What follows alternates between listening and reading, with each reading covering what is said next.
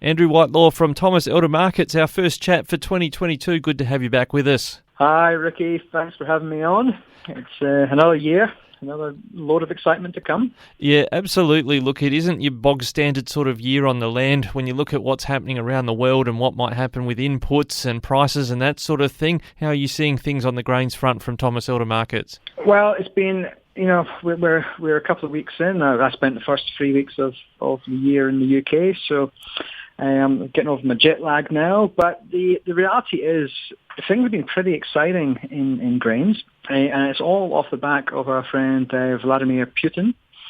With the tensions between Russia and Ukraine. Yeah, absolutely. I think everyone's been at pains to say when we talk about this, no one wants to see a war happen. We're all on that page, but it does look like some upside for our farmers. Well, that's the thing. We don't want a war to happen. We've all got, like in the ag industry, we've all got friends in the Ukraine and whatnot, and we don't want a war to happen, but the reality is a war occurring will impact things. And look, we don't think a war will happen, but what happens is that that area of the world, Ukraine and Russia, are responsible for humongous volumes of grain and oilseeds into the global market. And so if there was a major conflict that caused disruption to the supply chain, well, what would happen is you'd have less supply in the global marketplace.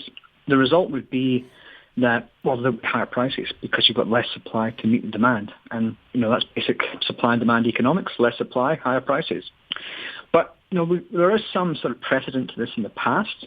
Back in 2014, Russia invaded Ukraine then under sort of dubious circumstances. Oh, the Crimea. I think they still dispute whether it's the Ukraine's or not. But anyway, yes, that's the last time Russia made a move in that part of the world. And what basically happened then was the market really increased for wheat, 15 to 20% during that period, and there was an actual conflict at that time.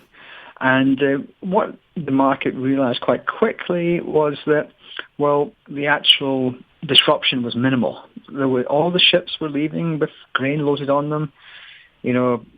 Farmers were able to operate with no real issue. And then the market collapsed. The market lost all of that premium. Because what basically happens is, the trade is saying, well, look, there's a risk of a conflict and there's a risk that, it could disrupt supplies of grains, which means that people put their money into it thinking, well, the market will go higher. But what we're seeing is that, the market is starting to think, towards the end of last week at least, and into early this week, was thinking, well, the risk of a conflict is relatively low. So they were taking the money out of wheat futures. Yeah, I'm hearing also that maybe the area where Russian troops are gathering near a border isn't necessarily near the ports where a lot of the grain goods are coming out of the Ukraine anyway. Yeah, and that's the case. And look, the risk is minimal now, I think, and the trade is starting to say, well, let's take that risk premium, and the longer a conflict doesn't occur, the less likely for grain prices to go up because of this. And what will happen is the market will just return to looking at the weather, looking at normal supply and demand sort of factors that influence our price.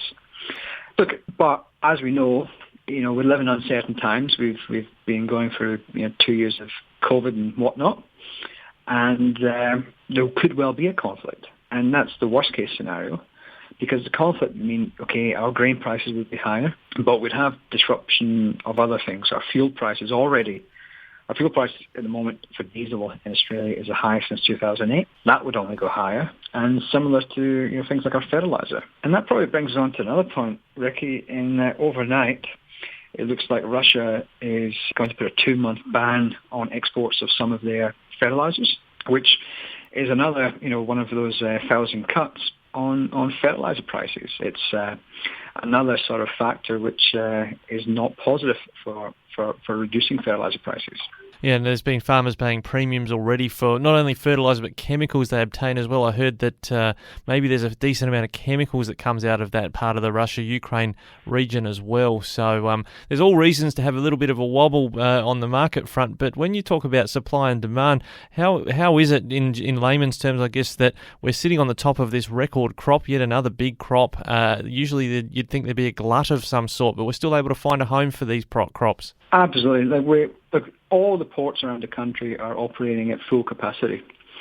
But the reality is that we are capable in Australia of exporting large volumes of grains. We've done it before, even last year and 2016 season, and we'll do it again this year. We'll export large volumes, and we already are exporting large volumes.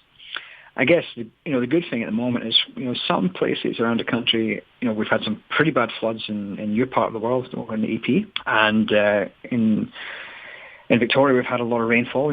January's been some of the strongest rainfall we've seen in a long time for January, which does mean that we will be sort of filling up the soil moisture profiles to an extent, which is positive. Fingers crossed, touch wood, that this year we're starting off in a good way, and hopefully we get a big year next year as well, because that's what drives profitability really is volume. No matter what the price is, you still need to grow something first and foremost.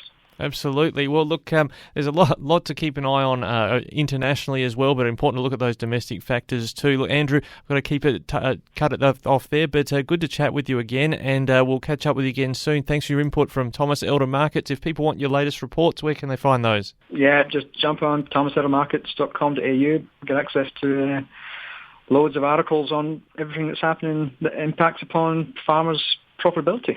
All right, thanks again, Andrew. Catch you again soon. Anytime, Rikki. Thanks very much.